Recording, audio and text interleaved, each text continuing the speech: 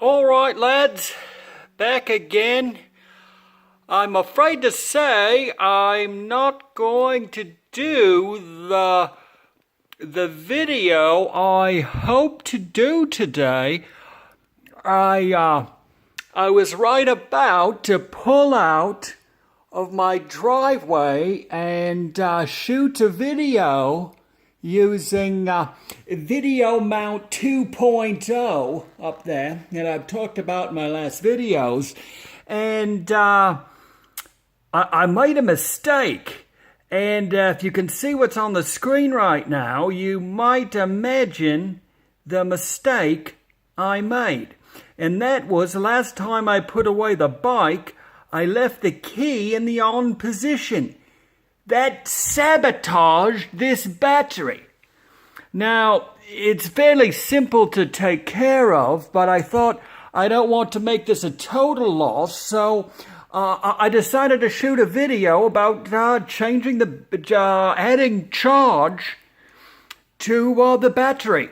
So what I did here, I first took off the seat, and then I realized actually that wasn't necessary. There's a single screw right here that this whole cover comes right off, and it doesn't take any work. And I really think I could have left the seat on, but you see it's loose up here, and the reason is purely because I thought I would need to do that. So I've gone ahead and gotten started here. I use a Phillips head screwdriver. I pulled this out, and you can see it's already loose, guys. It's kind of like one of those cooking shows where the work is already done, and that's just kind of a standard size Phillips, where the work is already done, and the ingredients are already in those little custard cups and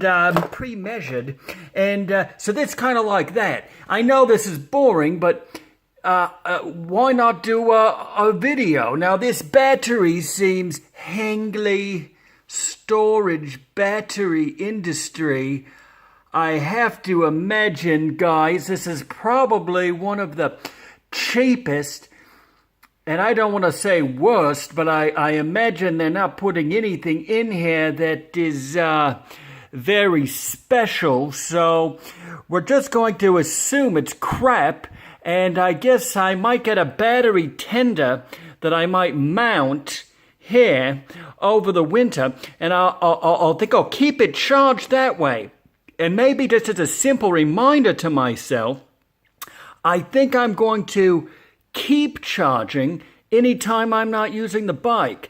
Because let me tell you, lads, it was very, very disappointing when I couldn't shoot my video today. And what I really wanted to talk about were these sprockets.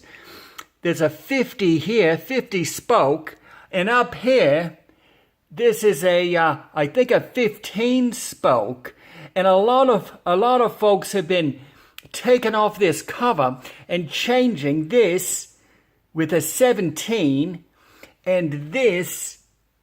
Oh shoot! Look, guys, I lost a bolt.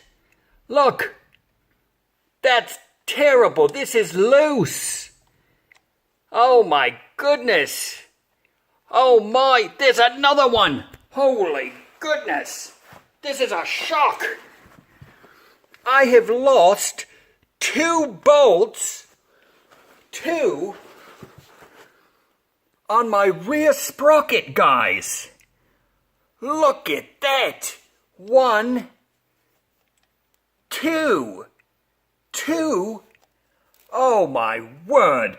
To think I almost went out today on 2 bolts holding in my rear sprocket. Oh my word. I guess I'm now thrilled that my video failed. All of these need to be checked. Every one that go, I'll have to use Loctite. I cannot ever let that happen.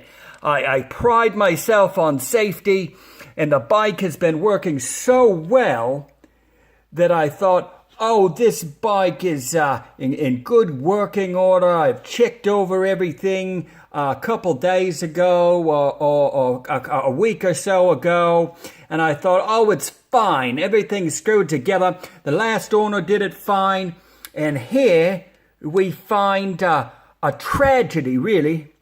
This could have been disaster, just disaster here. And thank goodness I've escaped with my life. So, here's what we're going to do. We're not riding the bike today. I have to get to the hardware store and get those replacement bolt nut here. And I'll get some Loctite and I'll put those on here. Now, I'm not planning on replacing the sprocket until winter. The reason being, I really don't want to muck it up. And I'm so sure that I could bollocks this whole thing. And we only have a limited time here to ride in my part of the world. And I don't want this bike to go offline for any amount of time during the riding season. So I can live with the shorter gears. What I mean is that the most of the gearing happens between the shifting happens between 0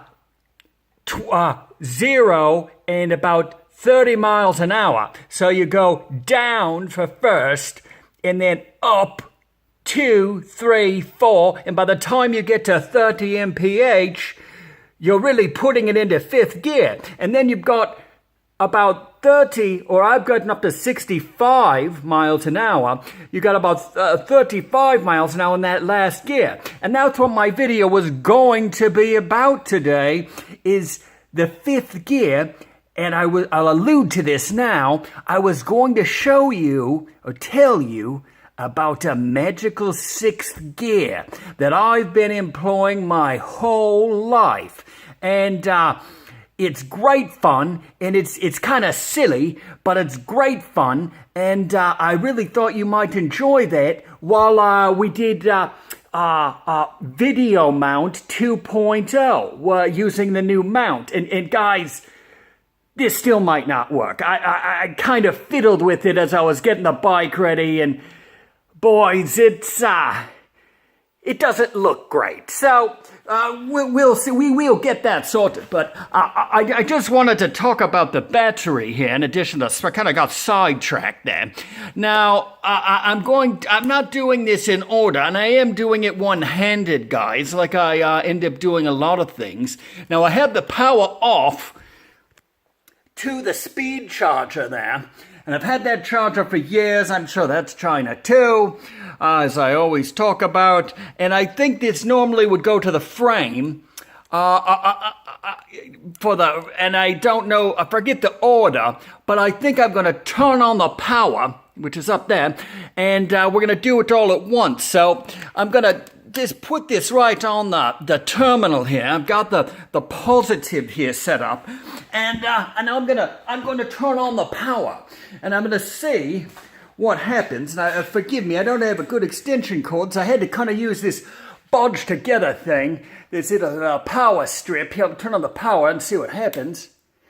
And let me walk around and see if the charger is on.